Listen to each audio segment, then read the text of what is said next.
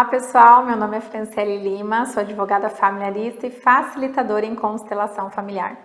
E hoje nós vamos falar na nossa quarta aula dos Cards Games do Planejamento Parental sobre as falas sistêmicas de um psicólogo. Pois é, talvez vocês já devem estar me perguntando, né? Mas como assim, né? Até falar a fala do advogado, mas como assim falar do promotor, do juiz e agora da psicóloga? Além de advogado, também é psicóloga? Não, gente, não é nada disso. Na verdade, todas essas frases, elas são produzidas por profissionais que também já adotam a postura sistêmica, né? Então, automaticamente são falas que são correlacionadas ao profissional que estão aqui, tá bom? Então, não significa que nós vamos virar psicólogos ou que nós vamos fazer terapia com o nosso cliente, tá bom? Não tem nada a ver, a dinâmica aqui apresentada é apenas para representatividade de possíveis falas e possibilidades que esses profissionais poderão adotar durante o conflito ali instalado do processo já no judiciário, porque nós também temos psicólogos forense, né? São pessoas essenciais, muitas vezes para que ajude, auxiliando tanto o Ministério Público na pessoa do promotor, como o juiz, a tomar uma decisão de forma mais coerente, ouvindo as partes, ouvindo muitas vezes menores e adolescentes, porque muitas vezes os pais não conseguem trazer para nós, dentro do nosso escritório, o conflito na forma como ela realmente foi instalada.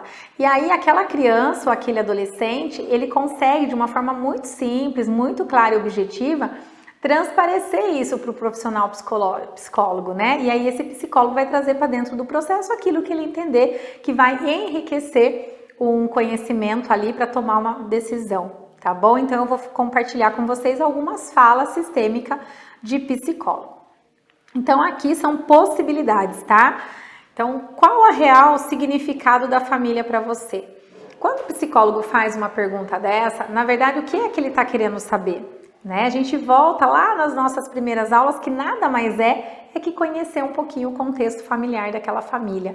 O que é que de fato faz sentido para aquela família? Como é que aquela família vive? O que é certo e que é errado para aquele núcleo familiar?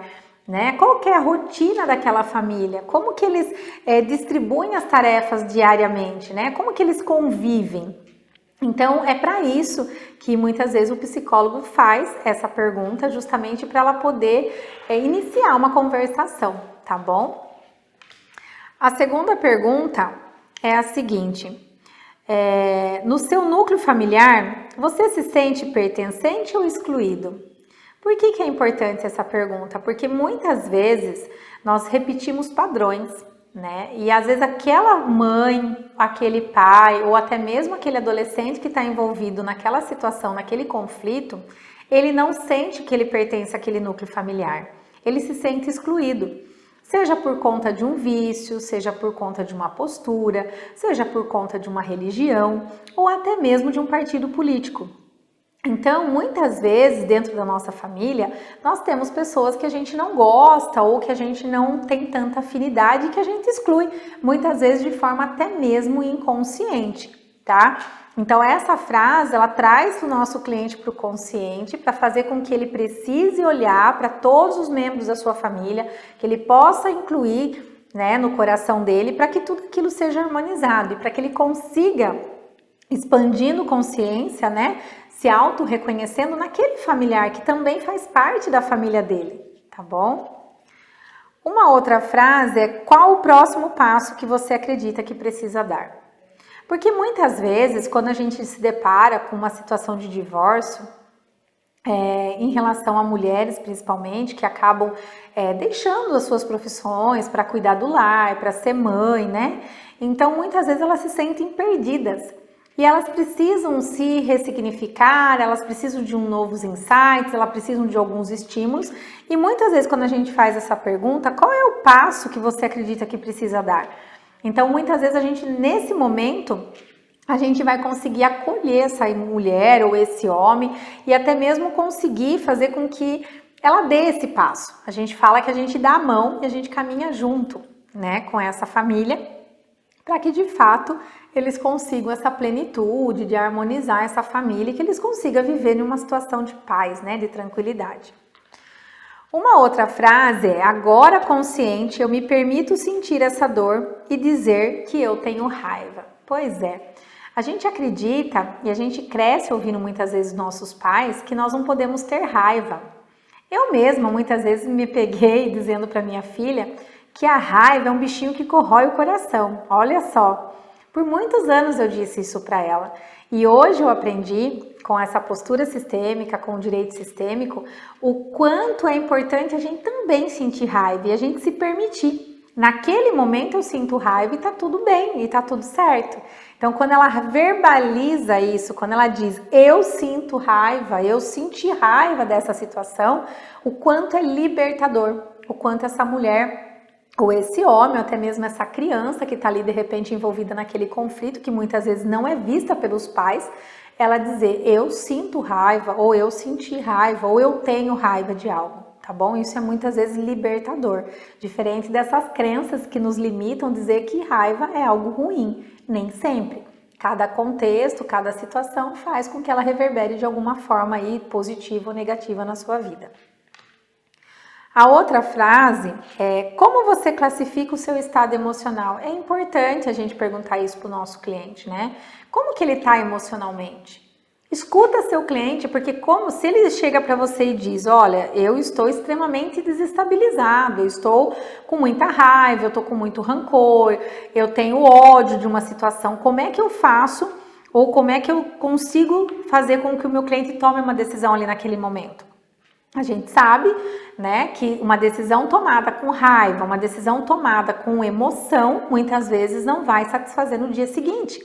Você acorda e é como se literalmente você tivesse acordado e você encontrasse uma cena de terror, tá? Então, é esse respeito também que eu falo lá nas falas sistêmicas na formação do advogado, é muito importante essa escuta ativa, tá? Para que a gente consiga entender qual é a emoção real que o nosso cliente está sentindo naquele momento, tá bom?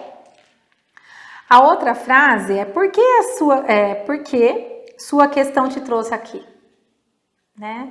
O que fez essa cliente estar nesse momento, nessa situação?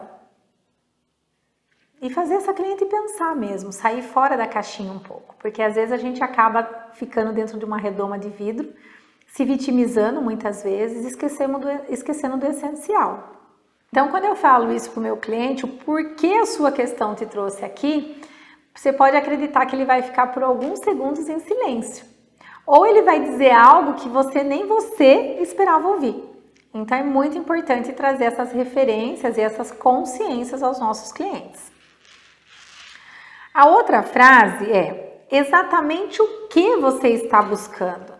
Porque muitas vezes, quando nós somos procurados por nossos clientes, nós não ouvimos eles, nós já automaticamente vamos dizendo qual é a regra do jogo, né? Qual é a lei. Então ele vem buscar, de repente, uma execução de alimentos por conta do período, faz muitos anos que esse pai sumiu, não paga os alimentos, e eu já automaticamente ofereço um abandono afetivo, um dano moral. Então, e aí? Olha a importância de você perguntar para o seu cliente exatamente o que é que ele está buscando e ouvir atentamente e fazer exatamente o que o seu cliente busca naquele momento. Uma outra pergunta é: qual é a sua real intenção com isso? Né? Então a gente muitas vezes observa, em um exemplo muito típico, né, na advocacia familiarista, as proibições às visitas, por N motivos, né? Principalmente agora, nesse momento de pandemia, que é um momento extremamente atípico, algo que a gente nunca viu e nem sentiu essa emoção. E aí a gente vê pais dizendo: não, meu filho não vai fazer as visitas porque nós estamos em plena pandemia. Mas as festas da família continuam, as reuniões, visitando os avós, visitando os tios, indo nas festinhas dos coleguinhas da escola. E aí, qual é o critério que você está utilizando? Então, quando a gente pergunta qual é a sua real intenção, é proibir esse pai de ter acesso a esse filho? É realmente uma proteção, porque existe alguma situação, sim, de risco, devidamente comprovada? Então, qual é a sua verdadeira intenção?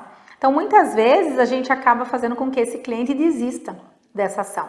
E aí, de novo, vocês podem me perguntar, mas doutora, se ele veio me contratar, eu preciso dos meus honorários, é deles que eu sobrevivo, como é que eu posso fazer o meu cliente desistir?